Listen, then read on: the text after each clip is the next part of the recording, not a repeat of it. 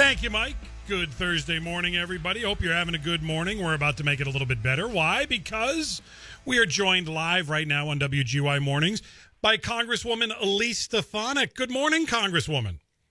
Hi, Doug. Great to be with you this morning. It's been a while, and we got a lot of catching up to do. I want to start with this with you because I've been watching day after day Jen Psaki take to the microphones, the White House press secretary. I've been watching Joe Biden take to the microphones, and what they've been telling us every day is that supply chain woes, gas prices, no, those aren't bad news stories. Those are actually proof that the economy's booming and we're kicking butt.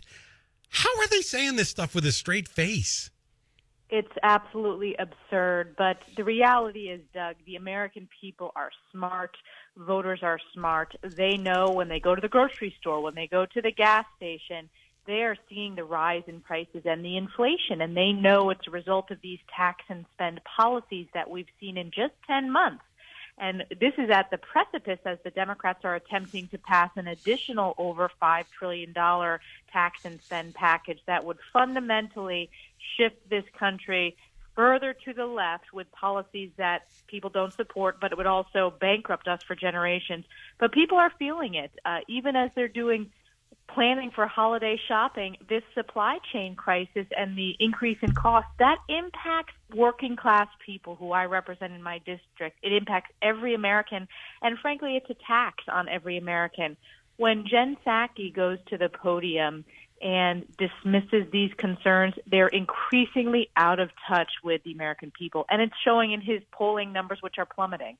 I couldn't believe this yesterday when I saw it, and then I saw you tweet off of it as well, and I'm assuming not only conservative, but every American saw this yesterday and was outraged by it. There was an op-ed in the Washington Post, and the idea of it was there's a picture of a store shelf and it's empty, and the line that links to the op-ed is, don't rant about short-staffed stores and supply chain woes. Try to lower expectations.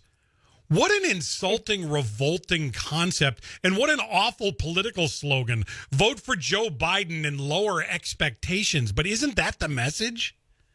That is the message, and frankly, it's un-American. I mean, this country was built upon the concept of exceptionalism, the concept of being the global leader, whether it's in the supply chain space, to be honest, Doug, or manufacturing or innovation. Americans don't lower expectations. We are the country of the highest expectations. And I think about that as a new parent. I have the highest expectations for the future for my son. And, these statements and these policies, just as someone who just became a parent, you think about what the future of this country that you're going to leave your kids is going to be. And we are an exceptional nation. We need to, and Republicans are going to stand up for that concept, that we need policies in place that embrace that concept of exceptionalism. Americans should never settle for anything other than the best and anything other than striving for exceptionalism. The reality of it, we're talking to Congresswoman Elise Stefanik, who joins us live here on WGY, is, politics, there's a lot of games that are being played and a lot of numbers that are shuffled and half-truths that are told. We all understand that game. But the reality is, as Trump famously said, elections have consequences. And there are consequences to what Joe Biden and the Biden administration are doing. We talked about the gas pumps for one. Also, we're seeing right here in New York, and when we first heard about this, we were told, no, that's not happening. But now we find out it is happening. They are flying in illegal immigrants under the cover of darkness into New York City. And their answer to it was, you said they were midnight flights. They were more like at 3:30 in the morning. So there were more early morning flights, as if that has anything to do with what they're actually doing. Well, first of all, every American and every New Yorker should be made aware of that. New Yorkers do not support these illegal flights of illegal immigrants that are released into New York State. And the border crisis continues to rage on the southern border. And once again, while the Biden administration wants to do this in the cover of night illegally, as the American people find out about this, and the media needs to continue to do a better job. You do a great job, Doug, but you know what I'm talking about. Frustration with mainstream media not holding Biden accountable the way they were so tough, and they continue to be so tough and critical of Republicans. The American people need to know this, and Frankly, we need to win back the House next November so we can have oversight hearings and ask the tough questions of the Department of Homeland Security about this, but also what's happening with all these illegal immigrants as they're being flown throughout the country. Yeah, and again, look, Jen Psaki tried to say, oh, it's just kids and they're being reunited with their parents. Well, if that's the case, why wouldn't you do it at noon? Let us see why are it. you hiding it at 3 a.m.? Right. Exactly. Why are you doing it in the dark of night, and why are you basically hiding it from the American people? And how much longer is this going on? Like, that's the other thing. Like, what are the numbers that we're actually talking about when all is said and done? No one knows. Well, it's what we do know when we look at the numbers is that the border crisis, there's been over 1.3 million illegal border crossings under President Biden. It's at an all-time high. The amount of fentanyl that is being seized at the southern border since February is also at an all-time high. This has real consequences when you think of the drug trafficking and human trafficking. And yet we still don't have a president that's visited the southern border. We have, the vice president who is designated as the border czar, who is totally inept at addressing the border security issue. And this has an impact on, across the country, not just in the southern border states, but Border Patrol officers in my district are being rotated and transferred down constantly to the southern border. Congresswoman Elise Stefanik joins us live here on WGY Mornings. Speaking of consequences, Kathy Hochul here in New York, the governor, announced this vaccine mandate for healthcare workers, and there have been consequences to that. People have been fired. People have lost their jobs and their livelihood, and we are increasingly hearing stories about either wait times or services not being provided at hospitals. Apparently, Bill de Blasio saw those stories and thought, oh, that's great. I want to bring it to New York, too, because New York City, that is. He announced yesterday that he's removing the test out option for city employees in New York, and now they're going to have a vaccine mandate, and they've already heard from cops and firefighters galore that say they're going to have to lose their jobs because they're not going to do it. I don't understand why they get in their own way on things like this, but that seems to me what is happening. Yes, I believe it's unconstitutional, and one of the first hospitals that announced the decrease in services was actually hospitals in my district in Lewis County. They're no longer able to deliver babies because they don't have the staff there. And this is while the healthcare industry was already facing a labor shortage, particularly in rural areas. I hear that from my hospitals and community health centers all the time. That's been exacerbated by this mandate that needs to be, it is being challenged in the courts. There needs to be religious exceptions. But I frankly believe all of these mandates are unconstitutional, whether it's Joe Biden announcing the mandate on businesses of a certain size or Kathy Hochul's announcement. But she's now seeing, as there are tens and tens of thousands of healthcare workers and these positions that are available, it's going to impact, people going to the hospital and being turned away or having this wait time, which has an impact on health outcomes. Back to the Biden administration for a second. I know you saw this story, and we haven't talked since it happened, but the vice president, Kamala Harris, had this really interesting video that she put out talking to kids about space and how, oh, it's so awesome and it's so cool to think about, and you kids should be excited about all the things we're going to be doing with our space program.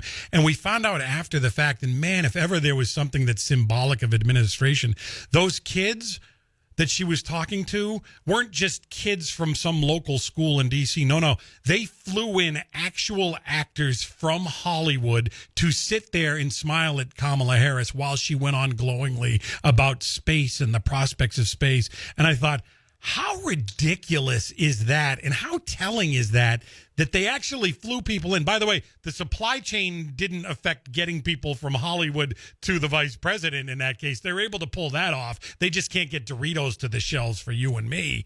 But how telling is it that they did that and thought that either none of us would find out about it or that somehow we would be fine with that?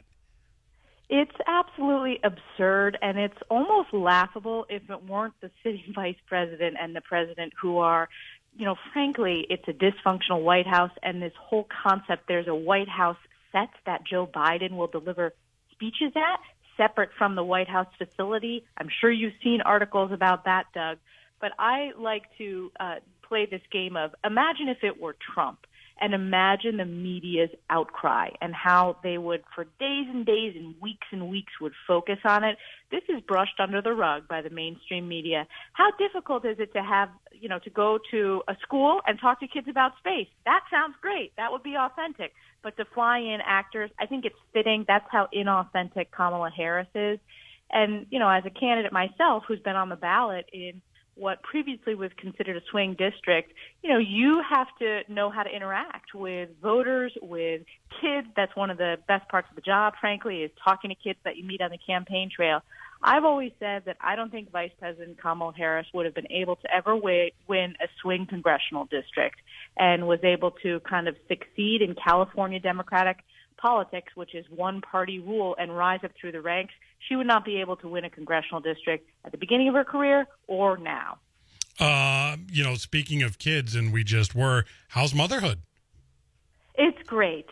Sam is doing wonderful. He's 8 weeks tomorrow, so it goes by fast. Every parent that I talk to, Doug, and I know that you are a dedicated parent too. I see your tweets and stuff about the time spent with your kids. They say the days are long and the years are short, and I already feel that when he's 8 weeks. It's he's starting to grow a lot. He was a big baby, but he's changed from that newborn stage to a couple months old. So it's just a joy. My husband and I are so excited, and to see the world through your child's eyes and how quickly they learn and absorb. It's like a sponge, and it's just exciting. He smiles, and that is just such, there's nothing more that a parent wants to see than their child smiling and that joy.